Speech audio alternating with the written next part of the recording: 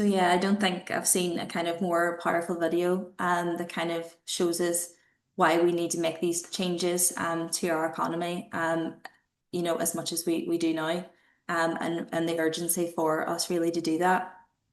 So, what is our approach then? What have we been doing in Salford? Well, we spent 3 years co-producing an alternative economic model with local anchor institutions and local people to create a solution to the growing inequality here in Salford specifically. Growing community wealth with a focus on ownership and control was our approach to moving towards a fairer and more inclusive economy that would benefit everyone. Growing community wealth has had success in a variety of places globally and nationally, and it looks different from place to place. So I'm just talking specifically about kind of what we've been doing, but hopefully it kind of sparks maybe some ideas about maybe what would work for in the place that you are as well, or if something similar would. So, with a focus on the local challenges and opportunities that existed, we focused on kind of three main aspects, which were creating the right system conditions, so that kind of policy element, the local anchor institutions, which we sort of refer to as the demand element within this piece of work. And then the work with local people, which we refer to as the kind of supply side, and that will become clear why we use those terms. And so to ensure that all three elements had their role to play in creating a fairer and healthier economy, and all of these three elements really align together and all kind of are as equally as important for this approach to work. So, from the pillars of growing community wealth in Salford, the work we've been doing related most to, I guess, the progressive procurement element and then that plural ownership of the economy as well. And through this work, we really wanted to highlight the skills, experience, resourcefulness, excuse me, and ambitions that exist within local people and communities. And we wanted to match these to the power and resources owned and controlled by agencies. So the policy and system conditions element.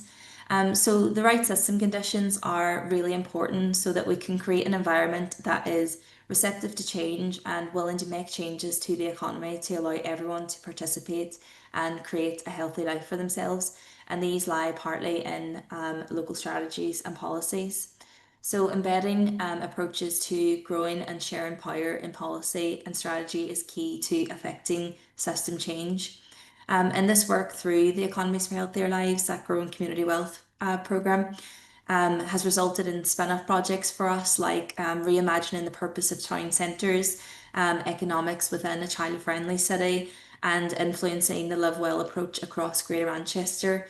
And if anyone is interested in any of those spin-off projects that I mentioned there, and they want to see kind of any of the reports or outputs that came from that, please feel free to let us know in the chat, and we're happy to send you some more information on those and what came out of them. But local policy and strategy are being refreshed in Salford this year, so we have a really great opportunity to have this work reflected in these strategies and for the local system to commit to a more inclusive economy and to address those determinants of health and well-being as well.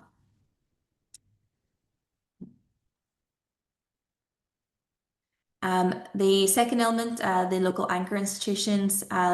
So the local agencies, we refer to these anchor institutions as those local agencies who are really rooted in a place and they hold a lot of power in regards to their size, spend, and who they employ, and that can have a really significant impact on their local area when they're kind of recognised as these economic entities and they interact with local people in new ways.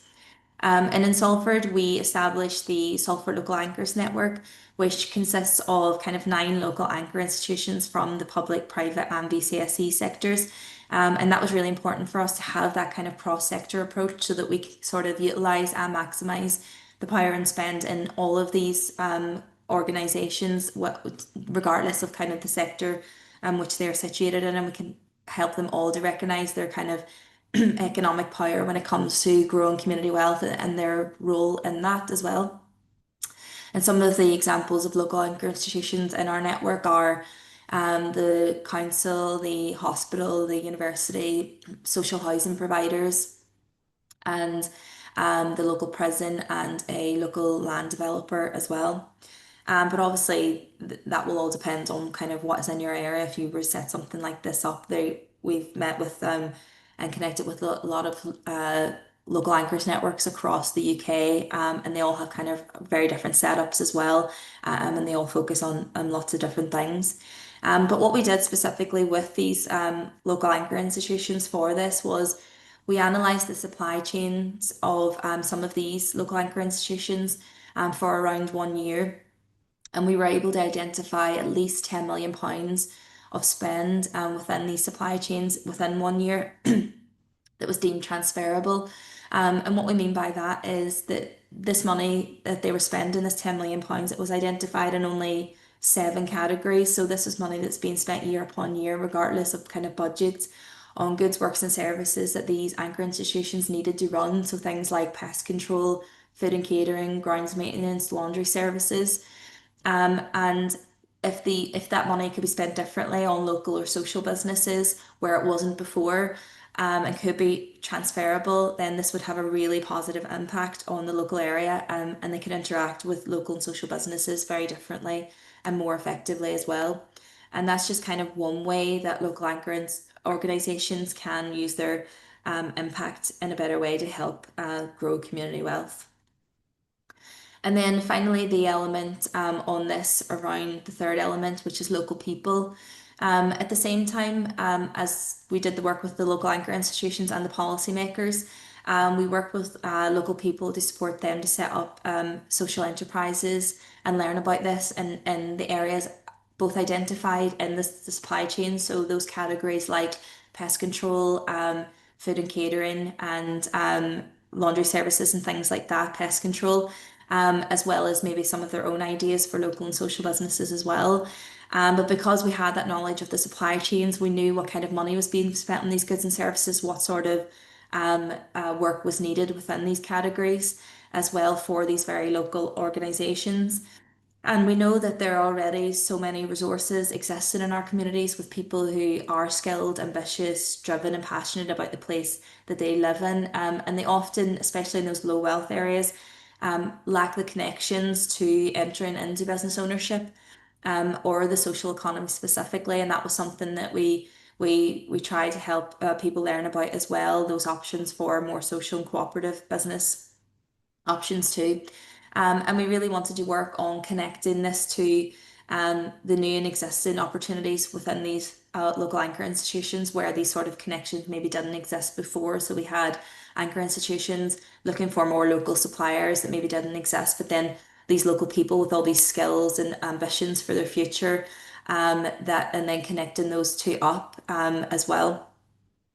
And so spreading this approach would enable communities to create local supply chains and ecosystems of businesses that are much more likely to recirculate that wealth locally.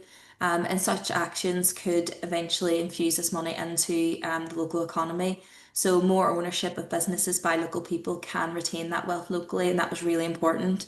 And this can enable local people to develop that collective wealth that maybe doesn't exist there at the moment, and increase resilience and ultimately improve health as well. And what we would say is we're really continually learning about this process of what works and doesn't work. And in terms of we have that concept, and we've been putting that into practice with these local people that we have existing there already, and we have these local anchor institutions that can and want to change their local supply chains. But we are working on kind of I guess, the infrastructure and the support that's needed to allow all of this to happen in practice, and happen successfully as well. But it was really important that we ensured that opportunities for collective businesses were focused in those low wealth areas, and giving these local people the opportunity to own and control a social business specifically. And yeah, so then in terms of the systemic impact, obviously this is a really, really long-term piece of work. So it would be difficult to see, any real systemic impact at this stage. But we are beginning to see kind of those more prominent early impacts. And locally, what's happening for us here is we can really see now a much greater collaboration between economic development and public health, where they've over years been kind of separated. And even at the beginning, when bringing them together, they really recognised that they almost didn't even speak the same language when it came to these things. But now they really have they're developing those real shared priorities and language. And, for example, economic development are really thinking about public health in their kind of regeneration plans. And public health are thinking about those developments and opportunities that are happening locally when developing their kind of health locality plans as well. So that's been a really positive thing that's come out of it. And the quote that we have on the screen here is one that came from the Growth and Reform Network. And they recently evaluated our work with growing community wealth and economies for healthier lives. And they identified that this development is one that is sustainable and could lead to systemic change. So that was a really positive finding for us, an outcome with this kind of external evaluation, and kind of, those sort of comments sort of give you the motivation to keep going with it, and that you've got something that you really can see that systemic change come from. Another element of this, which was really important for us, was around changing the narrative and changing the language around economic growth, and businesses can make it more accessible to a more diverse group of people. And we observed that the language of economics could be intimidating, and people told us it was intimidating to both kind of the public health teams, but also the community of young adults that were getting involved in this work as well. And one of the ways that we tried to get around the kind of anxiety caused by economic framing was to use more organic language, centered on kind of growing the economy and nurturing the economy, and the role of those kind of rooted businesses. And this opened economic development up to people who maybe were excluded from this, but also maybe had excluded themselves as previously as well as not really having a role in that world. And that was kind of conversations that came up again and again with the local young adults that were part of this work with us. They felt at the beginning that they were kind of unqualified to have any role in economic development or changing the economy, that it should be left up to kind of, in their words, professionals and people who know what they're talking about with this sort of thing. Unknowingly that they have been participating in the economy in whatever way that is the whole time. So it was really just about kind of growing that understanding of it and the knowledge of it, and also framing this in a way that allows more people to get involved with it, and it makes it more accessible to people as well. So, in any of the kind of resources that we've created, whether it's the animation or our growers guide, which I can share at the end as well, this you'll see this language reflected in all of that, hopefully, and we'd love to hear your thoughts on whether that is something that you've picked up on, or you feel like would help in the way that we would like it to as well. Um, so finally, just before we move on to the most important part, hopefully, which will be a discussion. If anybody has any questions about this, there'll be an opportunity in a few moments to go on to that as well. But just before that, I think it would be useful if we had some reflections on it, or maybe some things that we could think about together as well. So what would it mean to redesign your local economy? What does it currently look like? What changes could be made? And could you see yourself doing something similar? Have you been doing something similar? And what does that mean to you? And also maybe how you could utilize the resources that already exist in your communities and to redesign kind of your place, so that those kind of health inequalities reduce as well. So I'd love to hear about that. And if anybody is doing any similar work or is interested in doing something similar, I'd love to hear about that as well. But yeah, thank